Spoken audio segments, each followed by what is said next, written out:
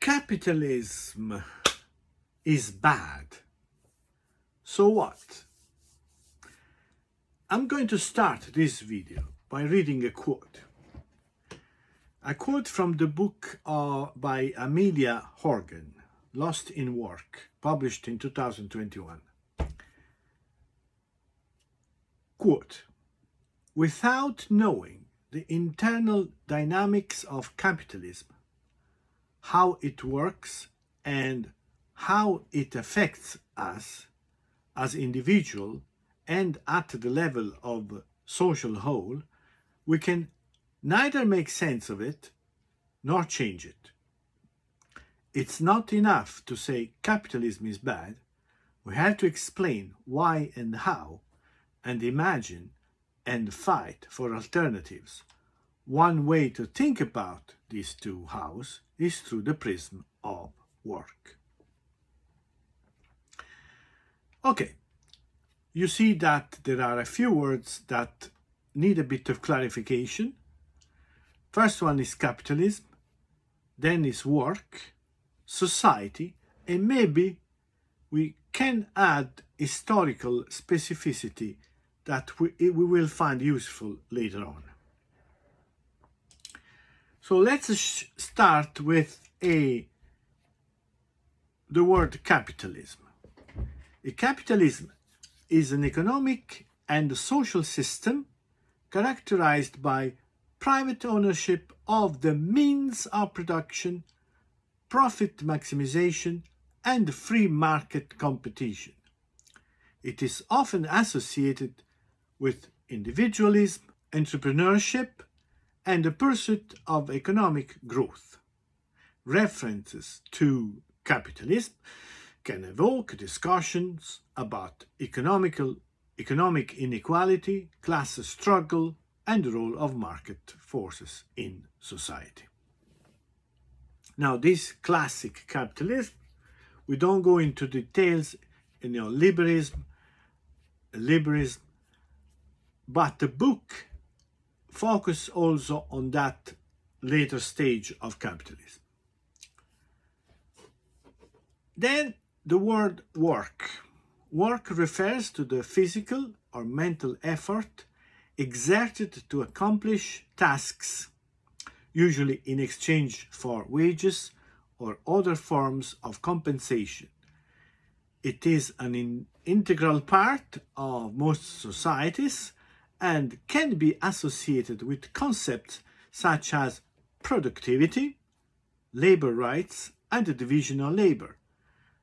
References to work often involve discussions about job satisfaction, work-life balance, and the societal value placed on different types of work.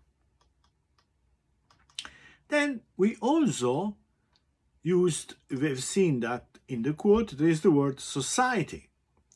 Society refers to a group of individuals who share common values, norms, and institutions, and who interact with one another within a given geographical or cultural context.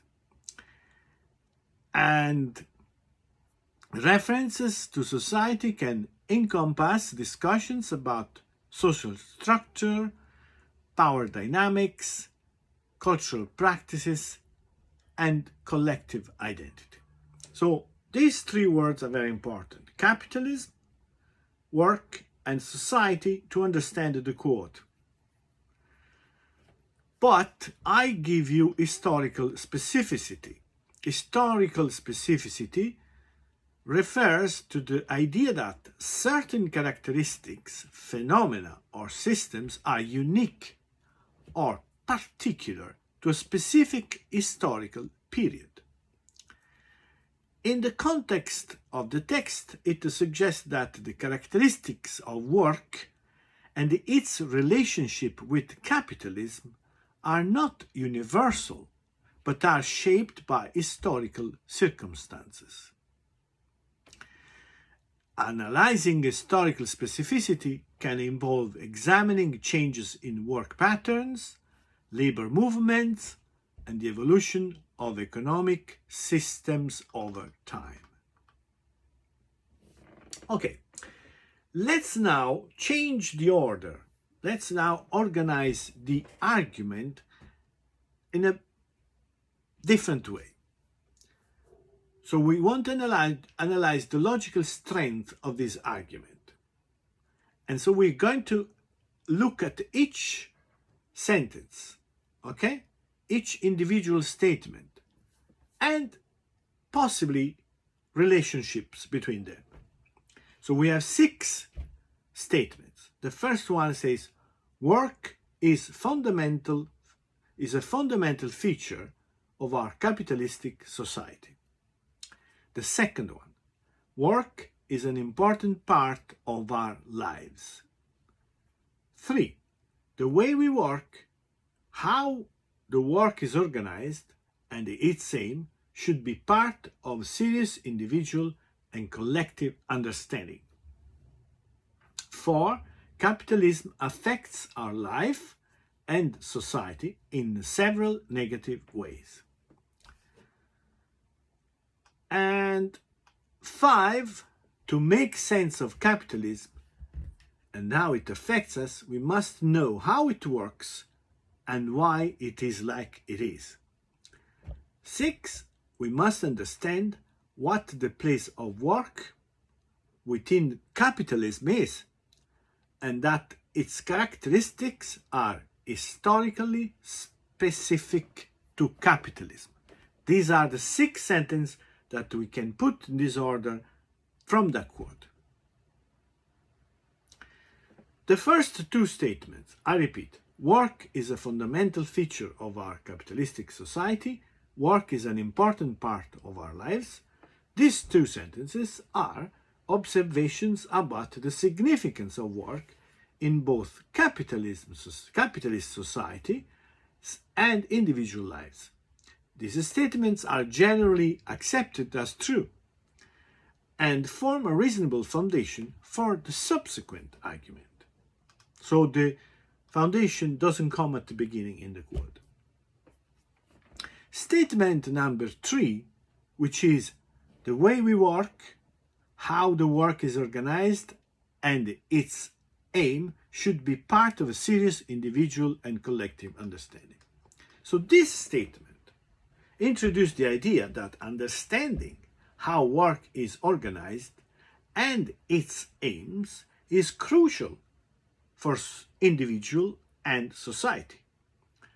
This statement implies that without such understanding, individuals and society may not be able to fully grasp the implication of work within a capitalistic system.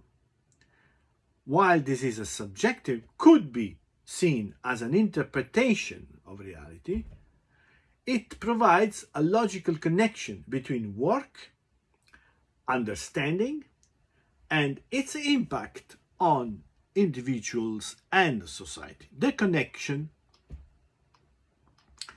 Statement number 4, capitalism affects our life and society in several negative ways.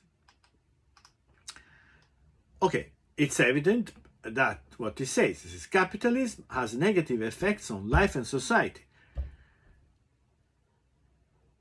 Okay, we don't, in this, it's not discussed the extent, all right, or the nature of these negative effects, but the book goes into it quite in detail.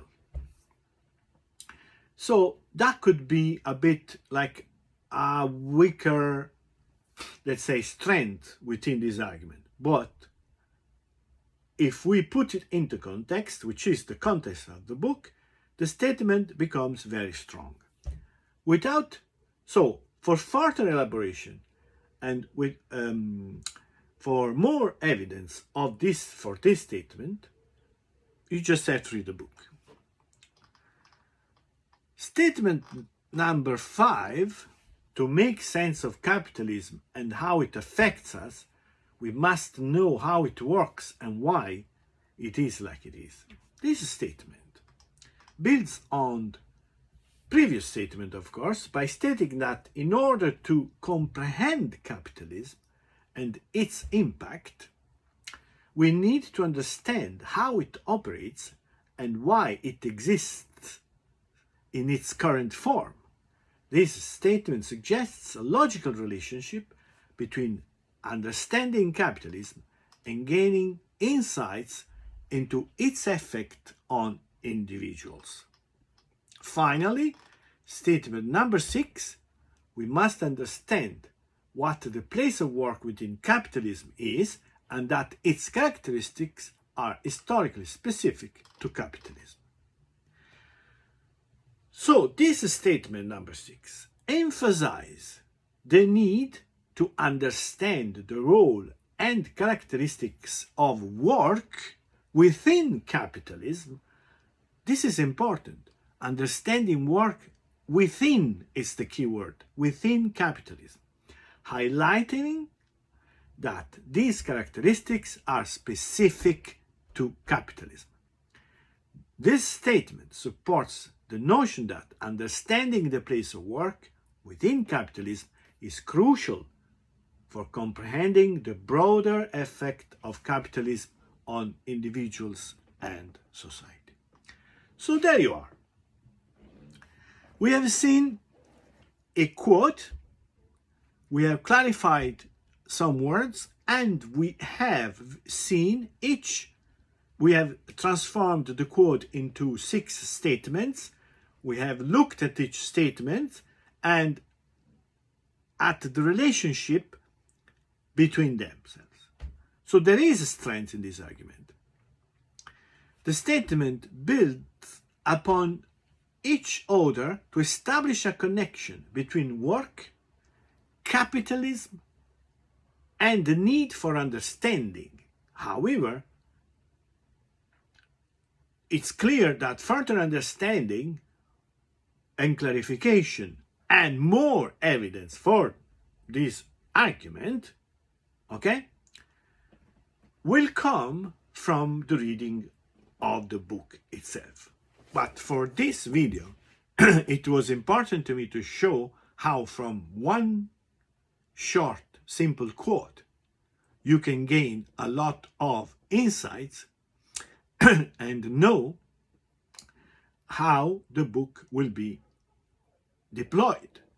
And also, you actually can establish them as thesis and organized into an argument that is very valid.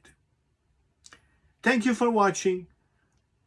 And even if you don't agree with what is said, you can understand that there is a logic, there is a structure in the argument itself. And that ability to extract the structure, to extract the pattern and the soundness of an argument is provided by logical tools. If you are interested in logic, you can follow my course on Udemy, Introduction to Logic and Critical Thinking.